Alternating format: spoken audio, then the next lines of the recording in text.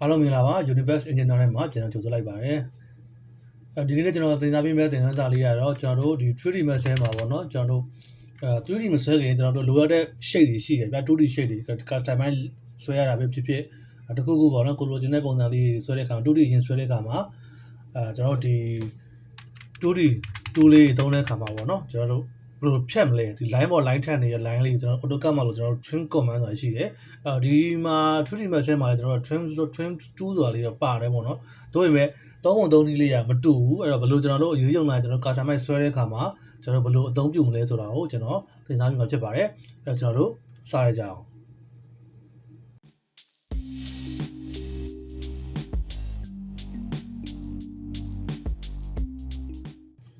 ်โอเคအဲ့တော့ကျွန်တော်တို့ကအရင်ဦးဆုံးကျွန်တော်တို့ဒီဟာသူ့ရဲ့ကျွန်တော်တို့ဒီနိုင်ဘက်ချမ်းမှာရှိတယ်ကျွန်တော်တို့ဒီမှာ panel လေးရှိတယ်နော်သူနဲ့သက်ဆိုင်တဲ့ panel လေးအဲ့ဒီမှာကျွန်တော်တို့ဒီမှာ start နဲ့ perimeter ရှိမယ်ကျွန်တော်တို့ဒီမှာ SP line ရှိမယ်ဆက်စတဲ့ဖြစ်ပေါ့နော်အများကြီးရှိတယ်အဲ့ဒီမှာကျွန်တော်တို့ကဒီမှာဒီ start နဲ့ perimeter ကကျွန်တော်3နဲ့ပတ်သက်တဲ့0 shade တွေပေါ့နော်ဒါတွေဆွဲတာကျွန်တော်တို့ဒီမှာ 2D ကတော့ SP line လေးမှာရှိရပေါ့နော် SP line မှာကျွန်တော်တို့ကတခါတည်းမှာဒီ 3D software ဆိုရင်ပဲကျွန်တော်တို့ customize ဆွဲဖို့လိုလာခဲ့ရင်ပေါ့နော် furniture ရဲ့ဖြစ်ဖြစ်တခုဒီ sample လေးပဲဖြစ်ဖြစ်ပေါ့နော်လိုလာခဲ့ကျွန်တော် 2D ကိုကျွန်တော်ကဒီထဲမှာဆွဲရလေးရှိတယ်အဲ့လိုခါမျိုးမှာကျွန်တော်တို့ကဘယ်လိုသုံးချမလဲပေါ့နော်အသုံးများတဲ့နည်းလေးပေါ့ဒီ trim လေးရတော့ကျွန်တော်လည်းတခါတည်းအလုပ်ထဲမှာကြုံတတ်ပါတယ်အဲ့ဒါကြောင့်ကျွန်တော်ဒါလို့ပြန်share လုပ်ပေးခြင်းဖြစ်ပါတယ်အဲ့ကျွန်တော်တို့ဒီမှာအရင်ဆုံးဘာလို့မလဲဆိုတော့ကျွန်တော်တို့ဒီမှာကျွန်တော်လိုချင်တာကဒီလိုမျိုး arrow shape လေးလိုချင်တာနော် arrow ပုံစံလေးအဲ့တော့ကျွန်တော်ဒီမှာအရင်ဆုံးကျွန်တော် line view လို့ကျွန်တော်ယူလိုက်မယ် click ချက်ချရဲ click ချက်ချရဲ click ချက်ချရဲပြီးလာထိလိုက်မယ်နော် polygon ဆွဲလဲရတယ်နော်ဒီမှာ angle ဆွဲလဲရတယ်တို့ကျွန်တော်ကောက်ကိုဆွဲလိုက်တယ်ပြီးတော့ကျွန်တော်ဒီကောက်ကိုပြန်ပြီးတော့တစ်ချက် adjust ပြန်လုပ်မယ်သူ့ကို modify tool တွေကိုကျွန်တော်ချက်သွားလိုက်မယ်ပြီးရင်ကျွန်တော်ဖြီးချလိုက်မယ် vertex ကိုကျွန်တော်တို့က center လိုချင်တာနော်အဲ့တော့ snap on မှာဒါရတော့ဒီဟို basic မှာတွေက video တက်ထားလို့ဆိုတော့တီးပြီးသားဖြစ်မှာပေါ့နော်အဲ့တော့ snap ကိုကြည့်လိုက်တယ်ပြီးရင်ဒီနှစ်ခုကို level ကိုကျွန်တော်ချိန်လိုက်မယ် y is it time ဒါကိုလာထိပေးလိုက်မယ်ဒါလေးပဲနော်ဒါဆိုကျွန်တော်တို့ကအဆင်ပြေသွားပြီနောက်တစ်ခုကကျွန်တော်ကဘာလုပ်ရမလဲဆိုတော့ကျွန်တော် rectangle 2ကိုလာယူမယ်ကျွန်တော်ဒီမှာကြော်ပြီးဆွဲလိုက်မယ်နော်ပြီး click ချလိုက်တယ် adjust လုပ်မယ်သူရဲ့ center လိုချင်တယ်ဆိုရင် snap ပြန်ဖွင့်မယ်ဒီမှာလာထိလိုက်မယ်ဒီပုံစံလေးအဲ့တော့ကိုကအရင်ဆုံးချိန်ကြည့်ပေါ့နော် arrow ဝေးရနေကြကြည့်မယ်ဒီ arrow က head ကနည်းနည်းစုနေဆိုကျွန်တော်လည်းကားပြီးလို့ရသေးတယ်နော်အဲ့တော့ကျွန်တော်ဒီမှာဒီလိုမျိုးကားပြီးလို့ရကျွန်တော် scale tool လေးနဲ့ဒီလိုလေးကားပြီးလိုက်ကိုကအနေထားကြည့်လိုက် okay အဆင်ပြေပြီဆိုရင်ကျွန်တော်အဲ့ကောင်ကိုစပြီး trim ဖြတ်မယ်အဲ့တော့ trim ဖြတ်ခင်မှာတခုတတိထားမှာကဒါတွေအကုန်လုံးကကျွန်တော်တို့ကအခုဆွဲခဲ့ရကျွန်တော်တို့ဘာလဲဆွဲခဲ့ရ line 2နဲ့ဆွဲခဲ့ရအဲ့ဒါဆို rectangle ဒီ modify tool မှာကြည့်လိုက်မယ်ဆိုရင်ဒီမှာကျွန်တော်တို့မြင်နေမှာဖြစ်တယ်အဲ့တော့ဒီ line နဲ့ဒီ line တွေထားမှာပဲရှိနေရဆိုကျွန်တော်တို့ဒီအောက်မှာရှိရဒီမှာကျန်တဲ့ဟိုဟာတွေကတော့ comment တွေကလုံးမလုံးဘူးเนาะမပေါ်ဘူးပေါ့เนาะ SP line သွားလိုက်တယ်ကျွန်တော်ဒီမှာ train လို့ဘာလို့တော့ရှိတယ်တို့ပေမဲ့မပေါ်ဘူးဖြစ်နေတယ်ဒီမှာ train ဆိုပိန်နေတယ်ဘောပါလားဒီ tool လေးလက်ကောင်းမယ်ဒီမှာလည်းကျွန်တော်က select လုပ်ကြည့်မယ်ဆိုရင်ဒီ train လို့ဘာလို့ကမှိန်နေမှာเนาะအဲ့တော့ကျွန်တော်အရင်ဆုံးဘာလုပ်ပေးဖို့လိုရလဲဆိုတော့ဒီနှစ်ခုလုံးက SP line ပြောင်းပေးဖို့လိုပါတယ် convert เนาะအဲ့တော့ကျွန်တော်ဘာလို့လုပ်ရမလဲဆိုတော့ select မလိုက်တယ် right click ကျွန်တော်တို့ convert to SP line เนาะ line တွေပါဒီမှာ line တော့မြင်ရမှာပဲနောက်တစ်ခု select မလိုက်တယ် rectangle right click ကျွန်တော်တို့ဒီမှာ convert to SP line အဲ့ဒီပဲ SP line ဖြစ်သွားပြီသူကတော့ line ပဲအဲ့တော့မှသာလေကျွန်တော်တို့ဒီနှစ်ခုကိုဘာလုပ်ပေးလို့ရလဲဆိုတော့ကျွန်တော်တို့က attach တွဲပေးလို့ရတယ် attach ဆိုတာကကျွန်တော်ဒီနှစ်ခုကဒီမှာ attach ကတော့ရှေ့မှာလည်းတွဲလို့တော့ရပါတယ်ပေါ့နော်ဒါပေမဲ့လိုပဲဖြစ်ဖြစ်ဒီမှာလည်းအခုကျွန်တော်တွဲလို့ရနေပြီအဲ့တော့ဒီမှာ attach ကိုကျွန်တော်တွဲမယ် attach ကိုယူလိုက်ပြီဒါနဲ့လာတွဲလိုက်မယ် attach တွဲခြင်းအားဖြင့်ဘာဖြစ်သွားလဲနှစ်ခုလုံးကနော် one click ကိုအတွဲလိုက်ပါလာ group ဖွဲ့ထားသလိုပဲတို့ပေမဲ့ group တော့မဟုတ်တခါလေးတွဲရတာအဲ့တော့ select မလိုက်ရင် vertex online ဆိုတော့အကုန်လုံးက vertex တွေကဝင်နေပြီဒါပဲအဲ့တဘောကိုပြောတာနော်သူက attach တွဲလိုက်တယ်ဆိုတာကအဲ့လို attach တွဲပြီးသွားတော့မှကျွန်တော်တို့ကဘာလုပ်လို့ရလဲဆိုရင် modify tool ကိုလာမယ်ကျွန်တော်တို့ကဒီမှာ trim tool ဖွင့်လာတာကြည့်မယ် trim tool မရှိသေးဘူးဘာကြောင့်မရှိသေးလဲသူ့ကိုကျွန်တော်ကသုံးမယ်ဆိုကျွန်တော်တို့ကဒီမှာ SP line ကိုသွားပေးရတယ်တော့ပါလား SP line သွားပေးပြီဆိုတော့ trim လို့ပါတော့မီးလင်းလာသုံးလို့ရတာဒါမှတော့ပေးမသုံးအဲ့တော့ software တွေမှာအဲ့လိုမှိန်နေတော့တော်ပေးမသုံးသေးဘူးဆိုတဲ့အဓိပ္ပာယ်ကိုပြောတာနော်အဲ့တော့မှကျွန်တော်တို့ကဘာလုပ်ရလဲဆိုတော့အရင်ဆုံးမလုပ်ခင်မှာကျွန်တော်တို့ကအချက်စဉ်းစားရမယ် escape လိုက်မယ် ကျွန်တော်တို့ဒီ triangle တွေကနေဒီ rectangle ကိုဖြတ်ချင်တာဖြစ်တဲ့အတွက်ကျွန်တော်တို့အရင်ဆုံးမလုပ်ပေးရလဲဆိုတော့ modify 2ကိုသွားမယ် SP line ကိုသွားမယ်ဒီ triangle လေးကိုရင် select မှတ်ဖို့လိုရတယ်နော် select မှတ်ပြီးတော့မှကျွန်တော်တို့ဒီမှာ trim ကိုလာတယ် trim ကိုယူလိုက်တယ်ကျွန်တော်ပြီးတော့မှဒီမှာကြည့် click ဒါပဲနော်ပြီးကျွန်တော်တို့ကပြန်ထွက်လိုက်တယ်အဲ့တော့ကျွန်တော် arrow shape လေးရပြီဒါပေမဲ့တခုသတိထားမှာကကျွန်တော်ဒီကောင်ကိုကျွန်တော် copy ယူလိုက်မယ်နော် copy နဲ့ကူးမယ်ကျွန်တော်အဲ့ကောင်ကိုဒူးထုတ်မယ် EAS လို့နေလိုက်ရင်ဒီမှာ EAS ဆိုတာပေါ်လာပြီဟောရပြီဘာဖြစ်နေလဲမှာကြည့်ဟုတ်တယ်နော်အပေါက်ကြီးဖြစ်နေရဲ့အဲ့တော့ဘာကြောင့်လဲဆိုတော့ကျွန်တော် trim ဖြတ်ပြီးဝင်သတိထားမှာ vertex တွေကိုကျွန်တော်တို့ web လုပ်ပေးဖို့နော်ဒီ wording တို့ပေးခဲ့ဖို့လိုရတယ်ကျွန်တော်တို့နားလည်အောင်ပြောရမှာဆိုရင် wording တို့ရဆိုတော့ကျွန်တော်ဒီထဲမှာပါတဲ့ tool လေးရှိရပေါ့နော်အဲ့တော့အဲ့ဒါကိုအရင်ဆုံးနားလည်အောင်ရှင်းပြရမယ်ဆိုတော့ကျွန်တော် vertex ကိုကျွန်တော်အရင်ဆုံးသွားလိုက်မယ်သွားလိုက်ပြီးသွားခဲ့ရင်ကျွန်တော်တို့အရင်ဆုံးကျွန်တော်ဘာကိုကြည့်ရမလဲဆိုတော့ select မှတ်ပေါ်ပါနော် select ကျွန်တော်မှတ်လိုက်အောင်ထိတ်ဆုံးဆက်မှတ်လိုက်မယ်ဆိုရင်ကျွန်တော်တို့က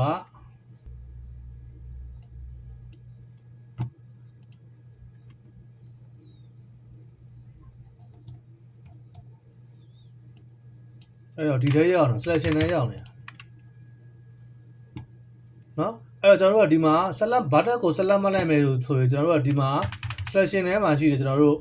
ကြည့်ရမယ်ဆိုရင် SP line က1ဒီ SP line က1ဖြစ်တယ် button 3ကို select လုပ်ထားတယ်တဲ့ button 3 number 3ကိုဒါကို select မှတ်လိုက်မယ်ဆို button 4ဒါကို select မှတ်လိုက်မယ်ဆိုတော့ဘာပြောလို့ဆို2 button select တဲ့နော် button 2ခုဖြစ်နေတယ် button 2ခုဖြစ်မှာပေါ့ကျွန်တော်တို့ကဘာကြောင့်လဲဆိုတော့ပထမတော့ကကျွန်တော်ဒီ recycle ဟိုrectangle က vertex တစ်ခုရှိရယ်ဒီ triangle က vertex တစ်ခုရှိရယ်အဲ့နှစ်ခုကျွန်တော် trim ထည့်လိုက်တာအဲ့တော့နှစ်ခုကိုဒီမှာမြင်နေရတယ်တဲ့ထိုလေးလည်းကောင်းမယ်ဒါကို select မှတ်လိုက်တယ်သူကနော် vertex 3ကို select မှတ်မိတယ်တဲ့နော်အဲ့တော့ SP line 2ဖြစ်နေတယ်ဒါကြောင့်2ဖြစ်သွားပြီဒီကောင်ကျတော့ SP line ကျွန်တော်တို့က1ဖြစ်မယ်ဒီကောင် SP line တစ်ခုဒါ SP line တစ်ခုအဲ့တော့1 2အဲ့လိုခွဲရတာအဲ့တော့1ရဲ့ဒီကောင်က3 1ရဲ့4ဒါ2ဖြစ်နေရယ်ဒါလည်း2ဖြစ်မှာပဲဒါကြောင့်1ရဲ့ကျွန်တော်တို့နော်2ဖြစ်သွားမယ်1ရဲ့2 3 4ဒါကိုပြောနေတာအဲ့တော့ဒီအောက်ကဟာကလည်း SP line 2ဖြစ်သွားမယ် SP line 2ရဲ့ဒါကဘာဖြစ်သွားမလဲဆိုရင် SP line 2ရဲ့2 SP line 2ရဲ့3 SP line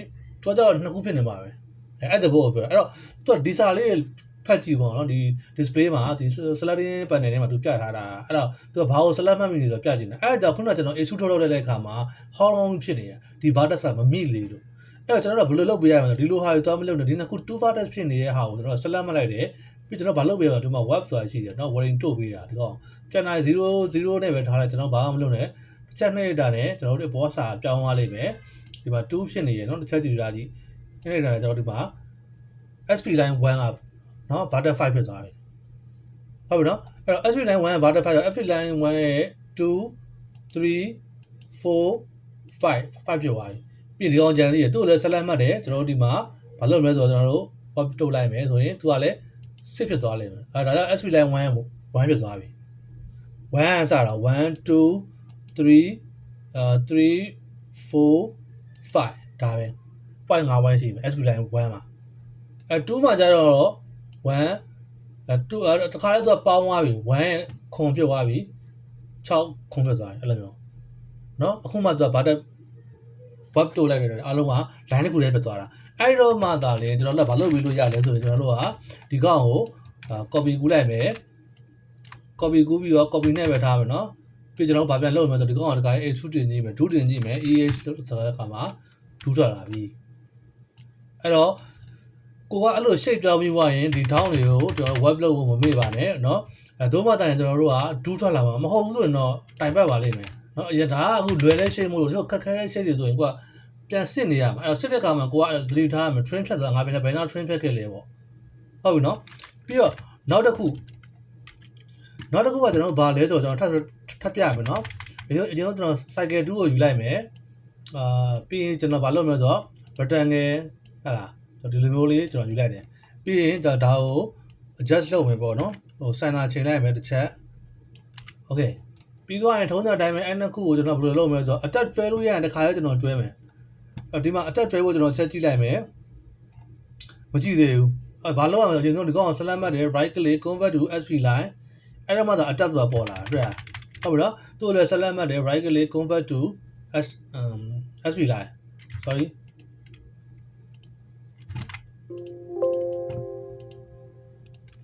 okay အဲ့ဒါမှကျွန်တော်ဒီနှစ်ခုကို select ပြီးမှတ်ပြီးတော့ right ဒီမှာ adapt နဲ့သွားမယ် right click ထဲမှာလည်း adapt ဆိုတာရှိပါတယ်เนาะအဲ့တော့ကိုယ်အစဉ်ပြေးတဲ့ဟာကိုသုံးပါဒီမှာ adapt ကိုယူလိုက်တယ်ဒါကိုလာတွဲလိုက်တယ်ထုံးစံတိုင်းပဲနှစ်ခုကထုံးစံတိုင်းပဲ SP line tab okay เนาะထုံးစံတိုင်းပဲနှစ်ခုကအတွဲလိုက်ပြီးသွားပြီအဲ့တော့မှကျွန်တော်တို့ဗာပြန်လုပ်ရမယ်ဆိုကျွန်တော်တို့ကဒီမှာ SP line ကိုလာမယ်ဒါကို select မှတ်မယ်ဒီ cycle ပေါ်ကိုကြော်နေတဲ့ rectangle ကိုဖြတ်ကျင်လို့select မှတ်တဲ့အရေးကြီးပါတယ်เนาะကိုဘယ်အောင်ဖြတ်ကျင်လဲဆိုတော့သူသတိထားရုံနဲ့ကြည့်ပေးရမယ်ဒီ cycle ကိုကျွန်တော် select မှတ်လိုက်တယ်ပြီးတော့မှကျွန်တော်တို့ဒီမှာအောက်ကိုဆွဲချလိုက်မယ်ဆိုရင် trim tool လေးကမီလင်းနေမှာဖြစ်တယ်เนาะအဲ့တော့ trim tool ကိုယူမယ်ကျွန်တော်တို့ဒါကိုဖြတ်တယ်ဒါပဲเนาะပြီးတော့ total လောက်မှကျွန်တော်ဘာကိုစစ်မလဲဆိုတော့ bar test ကိုတွက်စစ်မယ်ဒီမှာ SP line 1ရဲ့ဆိုတော့ဘာကိုပြောနေမလဲဆိုရင် SP line 2ဖြစ်တယ်တော့ဒါကို1လာဆို2ထားတာရယ်2ရဲ့ bar test 3ဆိုတော့2ရဲ့2 selector ဖြစ်နေเนาะ bar test နှစ်ခုဖြစ်နေရယ်ဒီမှာဆိုတော့2 bar test เนาะဒါဆိုတော့ SP line 1ဖြစ်ဖို့များတယ်2ရဲ့4เนาะ2ရဲ့4 2ရဲ့3 2ရဲ့2 2 3 4เนาะဒါဆိုရင်တော့1ရဲ့3 1ရဲ့2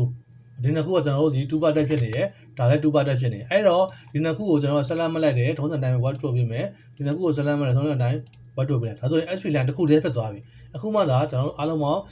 poly line စစ်ဖြစ်သွားတာပေါ့နော်ကျွန်တော် AutoCAD မှာပြောသလိုမျိုးအဲ့တော့ကျွန်တော်တို့ပြန်ပြီးတော့ bar test တွေကိုတစ်ချက်ပြန်စစ်ကြည့်မယ်ဒါဆိုရင် SP line 1 3 2 1 1 2 3 4 5 6 7လုံးဝတစ်ခုတည်းကျင်းနေပေါ့ poly line ဖြစ်သွားပြီအဲ့တော့မှသာလေကျွန်တော်တို့ကဗာပြန်လုပ်မယ်ဆိုတော့ဒီကောင်ကိုကျွန်တော်တို့ကcopy ကူးလိုက်မယ်ထုံးစံတိုင်းပဲပြီးကျွန်တော်တို့ဗာလုပ်မယ်ဆိုတော့ဒီကောင်ကို issue လာတင်မယ်အဲ့ဒီမှာရပါပြီဒါပဲတကယ်လို့ကိုကအဲ့ virus တွေကို web data မလုပ်ခဲ့ဘူးဆိုရင်ကျွန်တော်ပထမဆုံးဒီ arrow မှာပြခဲ့သလိုပဲ how long ပေါ်စီဖြစ်နေမှာအားလေးကို view ဆိုင်ရပါပြီအဲ့တော့ကျွန်တော်ဒီနေ့သင်သားပေးတဲ့သင်ခန်းစာလေးကတော့ကျွန်တော်တို့ဒီ 3D Max ထဲမှာကျွန်တော်တို့ဒီ 2D ရေးဆွဲတဲ့အခါမှာကျွန်တော်တို့ line ထပ်နေတဲ့ line တွေကိုဘယ်လို trim ဖြတ်မလဲဆိုတာဖြစ်ပါတယ်အဲ့တော့စိုက်နေတဲ့ဆိုရင်ကျွန်တော်ရဲ့ video လေးကို like and share လေးလုပ်ခဲ့ပါမေးကြပါနဲ့ကျွန်တော်နောက် video မှာအခြားသော tutorial တွေတင်နေတယ်ကျွန်တော်တွေ့ဆုံပါမယ်အားလုံးကျေးဇူးများတင်ပါတယ်